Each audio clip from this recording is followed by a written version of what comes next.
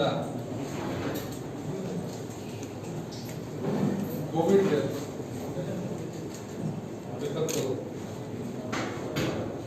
ఉద్దేశించి జిల్లా స్థాయి రివ్యూ చేయడం జరిగింది. స్థానిక ప్రధాన పౌరుడు మేయర్ గారు, రామయ్య గారు, అదేవిధంగా స్థానిక ఎమ్మెల్యే అఫీస్ ఖాన్ గారు,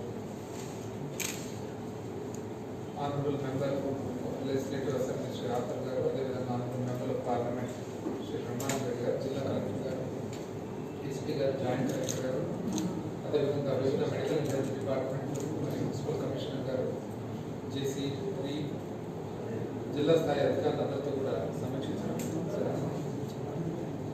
ముఖ్యంగా మనం గమనించినట్లయితే గత పోయిన సంవత్సరం మార్చ్ ఏ విధంగా ఈ విపత్తు మరి రావడము, పెరగడము, దాదాపు భారతదేశంలో one of the high incidence ఉన్న జిల్లాలు కర్నూలు ఉండగా మన జిల్లా యంత్రాంగము చాలా సమర్థవంతంగా గత సంవత్సరం డీల్ చేసి భారతదేశంలోనే చాలా చక్కగా బాగా డీల్ చేసిన 1-2 జిల్లాల్లో ఏదో ఒకటి అని చెప్పి మరి ప్రశంసలు పొందడం కూడా మన జిల్లా అధికారులందరూ కూడా మన యంత్రాంగం అంతా కూడా ఒకసారి తెలియజేస్తా ఉన్నారు. మరి మరొకసారి కూడా ఈ రెండవ వేవ్ ఏదైతే మనం గమనిస్తున్నామో ఈ నెలలోనే దాదాపు డబుల్ డిజిట్ 52 కేసుల నుంచి మొదలుకొని అంచెలంచెలుగా పెరిగి దాదాపు ఇంచుమించు 1000 స్థాయికి చేరడం జరిగింది. ఒక రోజులో ఇన్సిడెంట్స్ రాష్ట్ర వ్యాప్తంగా అదేవిధంగా దేశవ్యాప్తంగా కూడా మరి గమనిస్తున్నాం. దానికి సంబంధించి మరొకసారి కూడా ఒక వార్ ఫుటింగ్ మీద ఏ విధంగా ఎదుర్కోవాలని చెప్పి గౌరవనీయులు రాష్ట్ర ముఖ్యమంత్రి గారు మరి ఎన్నో చర్యలు తీసుకోవడం జరిగింది. ఒక గ్రూప్ ఆఫ్ మినిస్టర్స్ ఏర్పాటు చేయడం జరిగింది. ఆనరబుల్ డిప్యూటీ చీఫ్ మినిస్టర్ మరియు health, family welfare and medical education minister Shri Alla Nani garu, అదేవిధంగా గౌరవనీయులు home minister garu, municipal administration minister garu, మరి నేను అదేవిధంగా అగ్రికల్చర్ మినిస్టర్ గారితో ఒక గ్రూప్ ఆఫ్ మినిస్టర్స్ వేయడం జరిగింది. మరి గత సంవత్సరము చాలా సమర్థవంతంగా డీల్ చేసిన ఆఫీసర్స్ అందరిలో భాగంగా principal secretary medical and health Shri Jawahar Reddy గారు, chairman of COVID-19 management and command control సెంటర్కు చైర్పర్సన్గా పెట్టడం జరిగింది. ఎందుకంటే అపారమైన అనుభవం ఉండడం వల్ల. అదేవిధంగా సీనియర్ ఆఫీసర్స్ అందరూ కూడా ప్రతి ఒక్క విషయానికి అంటే food and sanitation management in COVID hospitals Shri Krishnababu garu, అదేవిధంగా primary contact tracing and testing Shri Muddada Ravichandra garu, అదేవిధంగా monitoring and help desk and CCTV Shri Piyush Kumar garu, అదేవిధంగా 104 కాల్ సెంటర్స్ అన్ని కూడా సమర్థవంతంగా ఎఫెక్టివ్గా మరి ఆపరేట్ అయ్యేదానికి శ్రీ అహ్మద్ బాబు గారు, అదేవిధంగా Covid Aarogyasri hospitals Covid services lab management doctor Mallikarjuna గారు, CEO ఆరోగ్యశ్రీ, అదేవిధంగా కోవిడ్ హాస్పిటల్స్కి సంబంధించిన ముఖ్యమైన మందులు కానీ మరి సప్లైస్ కానీ శ్రీ విజయరామరాజు గారు, IAS అండ్ BCM నుండి ఏపీ MSIDC, అదేవిధంగా ఈవెన్ ఆక్సిజన్ కూడా ఆక్సిజన్ సప్లై మానిటర్ చేసే దానికి ఒక IAS ఆఫీసర్ శ్రీ షణ్మోహన్ గారిని ఏర్పాటు చేయడం జరిగింది. మరి క్లినికల్ మేనేజ్మెంట్ ప్రోటోకాల్స్ ఏవైతే మనం మందులు ఇవ్వడము, తర్వాత వైద్యం ఇవ్వడము, దాని మేనేజ్మెంట్ ప్రోటోకాల్స్ ఏవైతే పద్ధతులు ఉంటాయో దానికి శ్రీ వినోద్ కుమార్ గారు, IAS ఆఫీసర్ గారు, అదేవిధంగా ముఖ్యంగా ఆసుపత్రులలో ప్రైవేట్ ఆసుపత్రులలో ఓవర్ ఛార్జింగ్ అంటే ప్రభుత్వము ఇచ్చిన ధరల కంటే కూడా స్పెసిఫై చేసిన రేట్స్ కంటే కూడా నియమించిన మరి ఛార్జీల కంటే కూడా ఎక్కువ జరగకుండా ఛార్జ్ చేయకుండా ప్రజలకు మరి సౌకర్యవంతంగా ఉండాలా, ఎవరు కూడా ప్రజలను మరి మోసం చేయకూడదు అనే ఉద్దేశంతో ఒక IPS ఆఫీసర్ శ్రీ అభిషేక్ మహంతి గారిని ఏర్పాటు చేయడం జరిగింది. అదేవిధంగా వివిధ ఆఫీసర్స్ వివిధ అంటే ఏవైతే మనం వాడతామో వాడిన మందులు కానీ మరి మెడికల్ ట్రీట్మెంట్కు సంబంధించిన అదర్ కన్సూమర్స్ కానీ మరి చూసేదానికి శ్రీ రవిశంకర్ గారు ఐఆర్ఎస్ ఆఫీసరు. మరి ఈ విధంగా డీటెయిల్డ్గా చాలామంది senior IAS and IRS and IPS officer అందరినీ కూడా మరి ఏర్పాటు చేయడం జరిగింది. మరి జిల్లాకు కూడా ప్రతి జిల్లాకు కూడా ఒక సీనియర్ ఆఫీసర్ను నియమించడం జరిగింది. మన కర్నూలు జిల్లాకు శ్రీ సాయి ప్రసాద్ గారు ఇంతకుముందు దాదాపు 3 సంవత్సరాలు ఇక్కడ కలెక్టర్గా పనిచేయడం జరిగింది. మరి మన కర్నూలు జిల్లాకు సాయి ప్రసాద్ గారిని నియమించడం జరిగింది. మరి మందులు కూడా ఏ మందులు షార్ట్ సప్లై ఉన్నాయి, ఆ షార్ట్ సప్లై ఉండే మందులు ఇమ్మీడియట్గా ఏ విధంగా ఏర్పాటు చేయాలి, ప్రొవైడ్ చేయాలి. మరి ఈవెన్ మందులు వాడకం కూడా ఎట్లంటే అట్లా వాడకుండా ఓన్లీ పద్ధతి ప్రకారంగా, ఎందుకంటే కోవిడ్ అనేది మనకు 1 సంవత్సరం కింద మొదలైన విపత్తు కాబట్టి, జబ్బు కాబట్టి ఒక ప్రాపర్ ప్రోటోకాల్ అనేది ఇంకా ప్రతిరోజు కూడా మనకు సహజంగా ఒక ఏదైనా జబ్బు వచ్చినప్పుడు ఆ ప్రోటోకాల్స్ అనేవి ఏ విధంగా వాడాలి, ఏ మందు వాడాలి, ఎంత డోసేజ్ వాడాలి అనేది కొన్ని దశాబ్దాల మేరకు ఇంప్రూవ్మెంట్ అవుతూ ట్రయల్స్ టెస్టింగ్ అవుతూ వచ్చింది. ఇది సంవత్సరమే కాబట్టి ప్రపంచవ్యాప్తంగా కూడా డాక్టర్లు కానీ, సైంటిస్టులు కానీ, శాస్త్రవేత్తలు కానీ చాలా కష్టపడుతూ ఒక ప్రాపర్ పద్ధతైన ప్రోటోకాల్ కనిపెట్టడానికి ప్రయత్నం చేస్తున్నారు. కొన్ని మందులు ఒక 6 నెలల క్రితం వాడొచ్చు అని చెప్పింటారు, ఇప్పుడు 6 నెలల తర్వాత పరిశోధన తర్వాత రోజు వాడకూడదు అని అంటుండొచ్చు. కొన్ని మందులు ఈ డోసేజ్ ఇవ్వాలని చెప్పి 6 నెలల క్రితం చెప్పిండొచ్చు, ఇప్పుడు మాత్రం డోసేజ్ మారాల్సిన అవసరం ఉంది.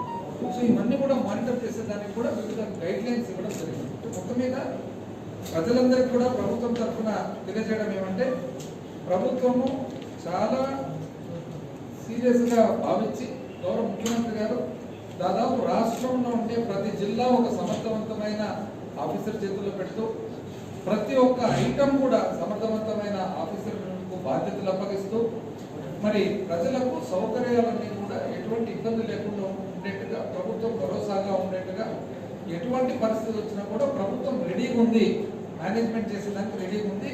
ఈ విపత్తులు ఎదుర్కొనేదానికి ఇంతకుముందు చాలా సమర్థవంతంగా ఎదుర్కొని భారతదేశంలోనే ఆంధ్రప్రదేశ్ రాష్ట్రం one of the best states, ఈరోజు గర్వంగా చెప్తున్నాం, one of the best states in managing Covid అని చెప్పి మనము మరి ఆ రోజు ప్రశంసలు అందుకోవడం జరిగింది. ఈసారి కూడా 2వ వేవ్ కూడా మరొకసారి కూడా ఆంధ్రప్రదేశ్ రాష్ట్రం మన ప్రభుత్వం కానీ, ముఖ్యమంత్రి గారు కానీ ఆ దిశలోనే తన నిర్ణయాలు తీసుకుంటున్నారని చెప్పి తెలియజేస్తూ వివిధ ఐటమ్స్ అంటే ఈరోజు రివ్యూలో భాగంగా డీటెయిల్డ్గా రివ్యూ చేయడం జరిగింది. ఆ రివ్యూలో కూడా ఎట్లా మనకు ఎవరైతే దానికి సంబంధించిన డాక్టర్స్ కానీ, ఆఫీసర్స్ కానీ ఉన్నారో వాళ్ళతో మాట్లాడుతూ ఇది మీకున్న ఫీల్డ్ పరిస్థితి ఏమి, ఆ ఫీల్డ్ పరిస్థితుల్లో మీరు ఎదుర్కొంటున్న అవసరాలు కానీ, ఇబ్బందులు కానీ ఏమి, ఏ విధంగా ప్రభుత్వం మీకు సహకరించాలి, మీరు సమర్థవంతంగా ఎఫెక్టివ్గా ఏ విధంగా డిశ్చార్జ్ చేయాలి అనేది ఇన్ డీటెయిల్ చేయడం జరిగింది. మొట్టమొదటి స్టార్టింగ్ టెస్టింగ్ వచ్చేటప్పటికి ఈ రోజు ఇంచుమించు మనకు దాదాపు 4000 శాంపుల్స్ టెస్ట్ చేసే మన దగ్గర కెపాసిటీ ఉంది. మనం వెరీ సూన్ ఒక వారంలోనే ఇంచుమించు దాదాపు డబుల్ కెపాసిటీ అయ్యేదానికి అన్ని రకాల మరి ఏర్పాట్లు చేయడం జరుగుతుంది. కొత్తగా మనకు ఒక టెస్టింగ్ ఫెసిలిటీ నంద్యాలలో కూడా ఏర్పాటు చేసి, అదేవిధంగా ఎంత తొందరగా వీలైతే అంత తొందరగా ఆదోంలో కూడా ఒక టెస్టింగ్ పరిస్థితి ఏర్పాటు చేయాలి. ఎందుకంటే మనకు శాంపుల్స్ తీసుకొని శాంపుల్స్ ట్రావెలింగ్ టైమే ఎక్కువ వేస్ట్ కాకుండా ఉండేట్టుగా ఏర్పాటు చేయడం జరుగుతుంది. మరి ఎంత మనకు జిల్లాలో అవసరం ఉంటుందో టెస్టింగ్ పర్ డే, ఇప్పుడు కొన్ని చోట్ల టెస్టింగ్ ఒక రోజు కాకుండా 2 రోజులు లేట్ కాకుండా ఒకటే రోజులోనే రిజల్ట్ వచ్చేదానికి అన్ని రకాలు కూడా కొత్త మిషన్ తేవడము, కొత్త ఎక్విప్మెంట్ తేవడము, కొత్త సెంటర్స్ ఏర్పాటు చేయడం, ఇవన్నీ కూడా డిస్కస్ చేయడం జరిగింది. దానికి సంబంధించిన ఏవైతే మన కన్స్యూమబుల్స్ వాడకంలో ఉండే కెమికల్స్ కానీ ఇంకోటి కానీ ఉంటాయో అవన్నీ కూడా ఇమ్మీడియట్గా ఆర్డర్లు ప్లేస్ చేసి తెచ్చేదానికి ఆదేశాలు ఇవ్వడం జరిగింది. కలెక్టర్ గారు కూడా ఇవన్నీ కూడా ఇన్స్ట్రక్షన్స్ ఇవ్వడం జరిగింది, on the spot instructions. Even కావాల్సిన మంది ఎంతమంది మనకు ల్యాబ్ అసిస్టెంట్స్ కానీ ఇంకోరు కానీ మన టెక్నీషియన్స్ కావాలో అవన్నీ కూడా ఈ 1-2 రోజుల్లోనే ఏర్పాటు చేసుకునేదానికి కూడా ఆదేశాలు ఇవ్వడం జరిగింది. అదేవిధంగా మనకు ఏ విధంగా శాంపుల్ కలెక్షన్ చేయాలి, నెంబర్ 1 104లో వచ్చే ఏవైతే మన కంప్లైంట్స్ మన అడగడం ఉందో, టెస్టింగ్ కావాలని చెప్పి రిక్వైర్మెంట్ ఉందో ఫస్ట్ 104, ఆ తర్వాత ఎవరికైతే జ్వరము దాని తర్వాత సింప్టమ్స్ ఉన్నాయో వాళ్ళు అదేవిధంగా ప్రైమరీ కాంటాక్ట్స్ ఎవరైతే పాజిటివ్ వచ్చినారో ఇమ్మీడియట్గా వాళ్ళ ప్రైమరీ కాంటాక్ట్స్ చేసేదానికి ఒక ప్రోటోకాల్ ఇవ్వడం జరిగింది. మరి ఆసుపత్రి మేనేజ్మెంట్కి వచ్చేటప్పటికి టెస్టింగ్ తర్వాత నెక్స్ట్ ఆసుపత్రి మేనేజ్మెంట్కి వచ్చేటప్పటికి దాదాపు మనకు 18 ఆసుపత్రులు కోవిడ్ ట్రీట్మెంట్ ఈరోజు కర్నూలు జిల్లాలో మనం ఇవ్వడం జరుగుతుంది. 3 గవర్నమెంట్ హాస్పిటల్స్ కర్నూలు, నంద్యాల, ఆదోని, అదేవిధంగా 15 మనకు ప్రైవేట్ ఆసుపత్రులు ఉండగా దాదాపు ఇంచుమించు మనకు యాజ్ ఆన్ టుడే ఈ రోజుకి 1260 బెడ్లు ఉన్నాయన్నమాట. దాంట్లో ఎక్కువ శాతం దాదాపు 3/4 గవర్నమెంట్ హాస్పిటల్స్లోనే ఉన్నాయి. మనకు ఐసీయూ బెడ్స్ 350 బెడ్స్ ఉండగా యాజ్ ఆన్ టుడే ఈ రోజుకి మన government general hospital Kurnool 200, Nandyal, Adoni మిగతావి. అదేవిధంగా మనకు ఆక్సిజన్తో కూడిన బెడ్స్ 750 ఉండగా దాంట్లో 365 ప్రభుత్వ ఆసుపత్రుల్లో ఉన్నాయి. 165 జనరల్ బెడ్స్ ఉన్నాయి. ఇవన్నీ కూడా ఇమీడియట్గా ఆల్మోస్ట్ డబుల్ కెపాసిటీ చేసేదానికి కూడా మనం రెడీగా ఉన్నాము. గవర్నమెంట్ హాస్పిటల్స్ పెంచేదానికి రిక్వైర్మెంట్ వచ్చే కొద్ది ఇమీడియట్గా స్కేల్ మరి ముఖ్యంగా మందుల విషయానికి వచ్చేటప్పటికి షార్ట్ సప్లై మందులు ఏవైతే ఉన్నాయో ఆ షార్ట్ సప్లై మందులు తెచ్చుకునే దానికి కూడా కొన్ని మెడిసిన్స్ లైక్ రెమ్డెసివిర్ ఇవన్నీ కూడా మనం న్యూస్లో చూస్తూ ఉన్నాం షార్ట్ సప్లై ఉందని. ఆ షార్ట్ సప్లై లేకుండా మన ప్రాంతానికి వచ్చేదానికి మళ్ళీ మనము ఆదేశాలు ఇవ్వడం జరిగింది. అదేవిధంగా ఆక్సిజన్ కూడా ఈవెన్ ఆక్సిజన్ సప్లై కూడా షార్ట్ సప్లై లేకుండా ఉండడానికి ఈరోజు అన్ని రకాలుగా దాని మీద ఒకసారి ఎంక్వైరీ చేసిన తర్వాత యాక్చువల్గా సప్లయర్స్ ఎవరైతే ఉన్నారో వాళ్ళని కూడా పిలిపించి మాట్లాడడం జరిగింది. అదేవిధంగా అంబులెన్సెస్ కూడా అడిషనల్ అంబులెన్సెస్ తీసుకునే దానికి కలెక్టర్ గారు ఇమీడియట్గా ఆదేశాలు ఇక్కడ ఇవ్వడం జరిగింది. దాని తర్వాత మనకు కావాల్సిన మెడికల్ డాక్టర్స్ కానీ మరి అదేవిధంగా కోవిడ్ డ్యూటీలో ఎవరైతే మరి పార్టిసిపేట్ చేసేదానికి ఉన్నారో వాళ్ళకు కూడా ఇమీడియట్గా తీసుకునేదానికి మనకి ఎంత అవసరం ఉందో అంతమందిని తీసుకునేదానికి కూడా మరి ఆదేశాలు ఇవ్వడం జరిగింది. మరి అకామిడేషన్ కూడా మనకు ఇక్కడ గవర్నమెంట్ జనరల్ హాస్పిటల్ ప్రెమిసెస్లో కానీ మనకు డాక్టర్స్, అదేవిధంగా పారామెడికల్ స్టాఫ్, అదేవిధంగా కొంతమంది శానిటరీ బాధ్యతలు ఎవరైతే శానిటేషన్ బాధ్యతలు ఎవరైతే చేస్తున్నారో వాళ్ళందరికీ కూడా కావాల్సిన అకామిడేషన్, కావాల్సిన ఫెసిలిటీస్ ఇచ్చేదానికి మనం నిర్ణయం తీసుకోవడం జరిగింది. మరి ఈ కోవిడ్ కేర్ సెంటర్స్ ఏవైతే ఉన్నాయో మనం కోవిడ్ కేర్ సెంటర్స్ కూడా బాగా చక్కగా మళ్ళీ తయారు చేసి ఆ కోవిడ్ కేర్ సెంటర్స్ మేనేజ్మెంట్ కూడా ఎవరైతే హాస్టల్స్కు వెల్ఫేర్ హాస్టల్స్కి సంబంధించిన డెప్యూటీ డైరెక్టర్ లాంటి అధికారులు మరి వార్డెన్స్ వాళ్ళందరూ డెప్యూట్ చేయడం జరిగింది మేనేజ్మెంట్ కోసం. దానికి సంబంధించిన మొబైల్ ఎక్స్రే యూనిట్స్ కానీ దాని తర్వాత భోజన సౌకర్యం కానీ అక్కడ ఉండే కావాల్సిన వెల్కమ్ కిట్ ఏదైతే ఉందో అది ప్లస్ అక్కడ లోపల కూర్చున్నప్పుడు వాళ్ళకి అన్ని రకాల టీవీ వసతులు, ప్లే గేమ్స్ అన్ని కూడా ప్రొవైడ్ చేయడం మరి జరుగుతుంది. దీన్ని కంప్లీట్గా JC3 చూసుకునే దానికి బాధ్యతలు అప్పచెప్పడం జరిగింది. మరి ఇక్కడ ముఖ్యమైన మనం గమనిస్తుండేది పబ్లిక్లో కొన్ని హాస్పిటల్స్లో ప్రైవేట్ హాస్పిటల్స్లో ఓవర్ ఛార్జ్ చేస్తున్నారు. సో ఓవర్ ఛార్జింగ్ మాత్రం ఎట్టి పరిస్థితుల్లో కూడా గవర్నమెంట్ ఒప్పదు. గవర్నమెంట్ వెరీ క్లియర్గా రేట్స్ ఇవ్వడం జరిగింది. ఆక్సిజన్తో పాటు ఉంటే పర్ డే బెడ్ ఎంత, ఈ మెడిసిన్ ఇస్తే ఇంత, సిటీ స్కాన్కి ఎంత, ఏవైతే రేట్స్ ఉన్నాయో అది ఆ రేట్స్ ఖచ్చితంగా ఆ రేట్స్ మాత్రమే మరి అప్లై చేయాలి తప్ప అంతకు ముందు ఓవర్ ఛార్జ్ చేసేదానికి అది తప్పు అవుతుంది. ఎస్పెషల్లీ ఇటువంటి పరిస్థితుల్లో డాక్టర్ అనే వ్యక్తి, ఆసుపత్రి అనే వ్యక్తి ఒక మనిషి జీవితం కాపాడాల్సిన బాధ్యత ఉన్నప్పుడు మరి ఇట్లాంటి పరిస్థితుల్లో ఓవర్ ఛార్జ్ చేయాలా, పేదవాళ్ళని కానీ ఇంకోవి కానీ మరి గవర్నమెంట్ నిబంధనల మేరకు దాడి చేయడం తప్పు. కాబట్టి ప్రభుత్వం అందుకనే ఈ విషయం మీద సపరేట్గా అభిషేక్ మహంత్ గారు IPS ఆఫీసర్ గారు నియమించడం జరిగింది. దానికి ఒక టీం ఉంటుంది. వాళ్ళందరూ కూడా కంప్లైంట్ ఇచ్చిన వెంటనే దాని మీద యాక్షన్ తీసుకోవడం జరుగుతుంది.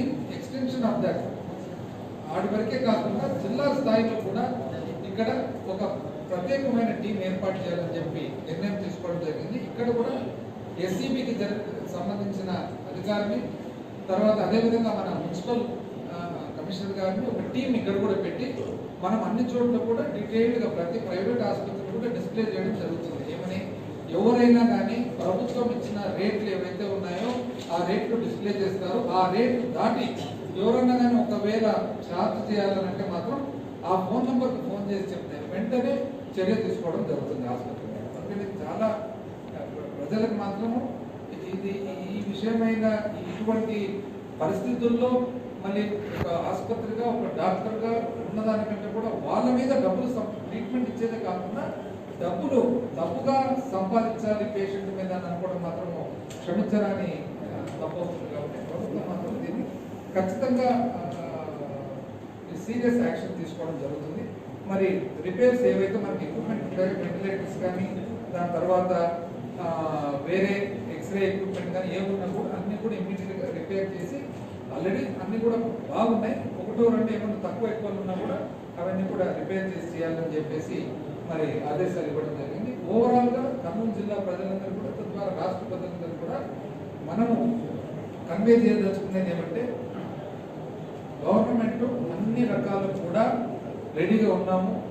దీన్ని ఖచ్చితంగా సమర్థవంతంగా ఫేస్ చేస్తాము. అన్ని విధాలు కూడా బాధ్యతారహితంగా మరి పరిపాలన జరుగుతుంది. అండ్ ఎవరు కూడా భయపడాల్సిన అవసరం లేదు. ప్రభుత్వం ఉంది. ప్రభుత్వం అన్ని రకాలను కూడా ముందుకు వచ్చి ప్రతి ఫెసిలిటీ కూడా హెల్త్ కేర్లో మరి ప్రొవైడ్ చేయడం జరుగుతుందని చెప్పి తెలియజేస్తూ మరి కూడా దయచేసి మీరు కూడా, ఎందుకంటే ఆరోగ్యం ఎవరిది? ప్రజలది. కాబట్టి మీరు ముందుకు వచ్చి ప్రజలు ముందుకు వచ్చి ఫస్ట్ మీరు కోఆపరేట్ చేసేదే కాదు, మీరు యాక్చువల్గా బాధ్యత తీసుకోవాలి. ఏ విధంగా తీసుకోవాలి? ఖచ్చితంగా మాస్క్ వేసుకోవాలి. నెంబర్ 2, సోషల్ డిస్టెన్స్ పాటించాలి. కొంత గ్యాప్ ఇవ్వాలి. ఎందుకంటే ఇది ఎవరు మనకు ఆరోగ్యం చెడిపోయిన తర్వాత జరగరాని జరిగితే ఎవరు దానికి బాధపడేవాళ్ళు ఎవరు, ఇబ్బంది పడేవాళ్ళు ఎవరు? మనమే. కాబట్టి కోఆపరేట్ చేసి మాస్క్ వేసుకోవడము, సోషల్ డిస్టెన్స్ పాటించడము, దయచేసి అనవసరంగా బయట తిరిగేది వద్దు.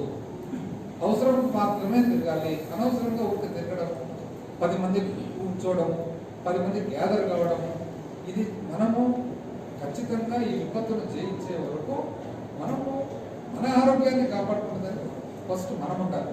మన ఆరోగ్యాన్ని కాపాడుకునే దానికి మనం ఉంటే అప్పుడు ప్రభుత్వము మన బాధ్యత మనము బాగోలు చూసుకుంటుంది. కానీ ప్రభుత్వం ముందుకు వచ్చి మాస్క్ కూడా వేసుకోండి అని చెప్పి ప్రభుత్వం మనకు చెప్పాలని చెప్పి మనకు ఎక్స్పెక్ట్ చేయడం మాత్రం అది భావ్యం కాదు. దయచేసి కోఆపరేట్ చేయాలని చెప్పి తెలియజేస్తూ, వ్యాక్సినేషన్ కూడా ఒక ఇంపార్టెంట్ పాయింట్. ఎందుకంటే వ్యాక్సినేషన్ చాలా ముమ్మరంగా జరుగుతుంది, ఇంకా కూడా ఫాస్ట్గా జరగాల్సిన అవసరం ఉంది.